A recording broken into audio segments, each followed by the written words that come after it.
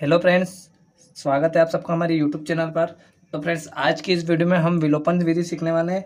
विलोपन विधि जो कि कक्षा 10वीं के लिए बहुत महत्वपूर्ण होती है और उसका एक क्वेश्चन हर बार परीक्षा में पूछा जाता है।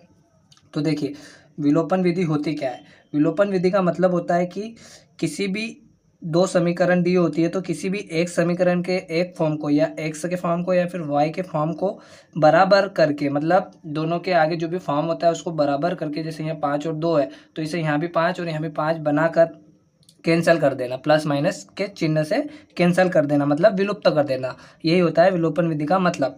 तो हमें यहाँ पे दो समीकरण दिए। पहली समीकरण है 5x प्लस 3y बराबर 35, ये पहली समीकरण है। और दूसरी समीकरण है 2x प्लस 4y बराबर 28, ये दूसरी समीकरण है। तो इसे हमें विलोपन विधि से हल करना है। तो क्या करेंगे, हम एक्स के फॉर्म को बराबर कर लेंगे या फिर वाई के फॉर्म को बराबर कर लेंगे। तो क्या हो जाएगा, ये दोनों में से कोई भी एक फॉर्म विलुप्त हो जाएगा। देखिए, आइए सीखते हैं। तो देखिए, ये पहली समीकरण में और दूसरे समीकरण में हमें ऐसे दो संख्याओं से गुणा करना है जिससे कि एक कोई सी भी फॉर्म बराबर हो जाए। ये आपको खुद करना है, आपको खुद सोचना है कि मैं अगर यहाँ पे 2 से गुणा करूँगा और यहाँ पर भी 3 से गुणा करूँगा तो क्या ये बराबर हो जाएगी, ये आपको करना है। जैसे यहाँ पे दिख रहा है कि ये 5 में हम 2 से गुणा करेंगे तो ये 10 हो जाएगा, और इस 2 में हम 5 से गुणा करेंगे तो ये 10 हो जाएगा। तो ये भी 10 हो जाएगा, ये भी 10 हो जाएगा। तो ऐसे आपको पता करना है। और यहाँ पर भी देखिए, अगर मैं यहाँ पर 4 से गुणा करूँगा, ठीक है, पूरी समीकरण में 4 से गुणा करूँगा तो ये 12y बन जाएगा, ठीक है। और यहाँ पर मैं अगर 3 से गुणा करूँगा तो ये 12y बन जाएगा। ऐसे आपको पता करना है कि किस संख्या से गुणा करेंगे तो ये एक्स की फॉर्म या वाई की फॉर्म बराबर हो जाएगी। तो मैं यहाँ पर y का फॉर्म बराबर करने वाला हूँ। तो y का फॉर्म बराबर करने के लिए हमें क्या करना पड़ेगा, यहाँ पे ऊपर वाले समीकरण में 4 से गुणा करना है, ठीक है। ध्यान से समझना दोस्तों, ऊपर वाली समीकरण में, पूरी समीकरण में 4 से गुणा करना है, ठीक है। और नीचे वाली समीकरण में 3 से गुणा करना है, ठीक है। पूरी समीकरण में 3 से गुणा करना है, नीचे वाली समीकरण 2 में। तो आपको ऐसे ही पता करना है कि अगर मैं कभी यहाँ पर 2 का गुणा करूंगा तो ये 10 एक्स बन जाएगा, और मैं कभी यहाँ पे 5 का गुणा कर दूंगा तो ये 10 एक्स बन जाएगा। तो एक्स की फॉर्म बराबर हो जाएगी। अगर मैं यहाँ पर 4 का गुणा करूंगा तो वाई की फॉर्म बराबर होगी, और 3 का गुणा करूंगा तो वाई की फॉर्म। तो आप किसी भी फॉर्म को बराबर कर सकते हैं, एक्स की भी कर सकते हैं और वाई की भी कर सकते हैं। तो आइए आगे सोल्व करते हैं इसे। पूरी समीकरण एक में हमें 4 से गुणा करना है। तो देखिए, अब यहाँ करते हैं।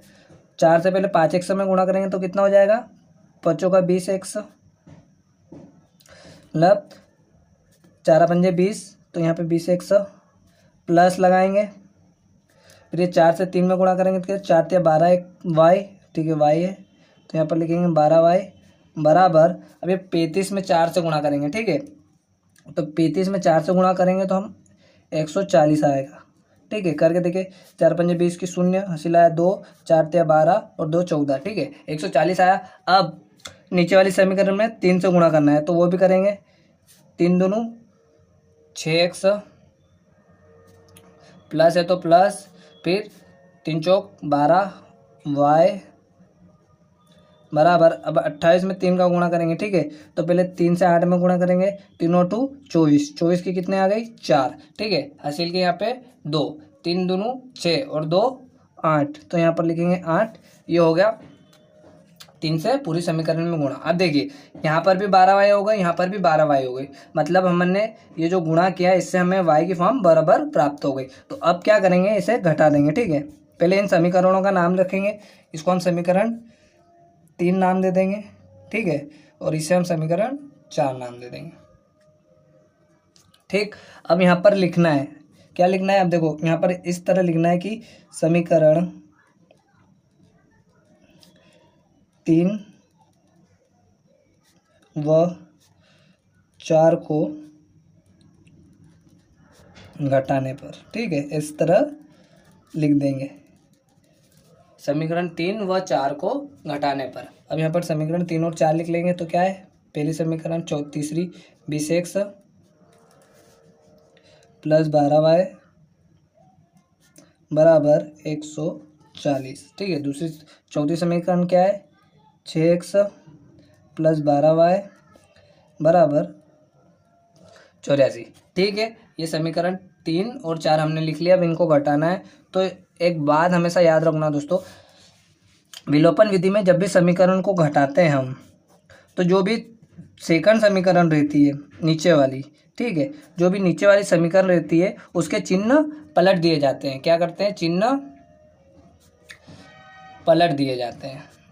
पलट दिए जाते हैं मतलब प्लस है तो माइनस, प्लस है तो माइनस और माइनस हो तो प्लस, ठीक है। तो ये 6 के आगे कुछ नहीं है, मतलब प्लस का चिन्ह है। ये भी प्लस का है, ये भी प्लस का है, तो ये प्लस का है तो यहाँ पर कर देंगे माइनस का, ठीक है। और ये प्लस का है तो इसे भी कर देंगे माइनस का, और ये 84 भी प्लस का है तो इसे भी कर देंगे माइनस का। अब इसे घटा देंगे तो प्लस के 20 एक समय से माइनस के 6 एक से जाएंगे तो कितना बचेगा?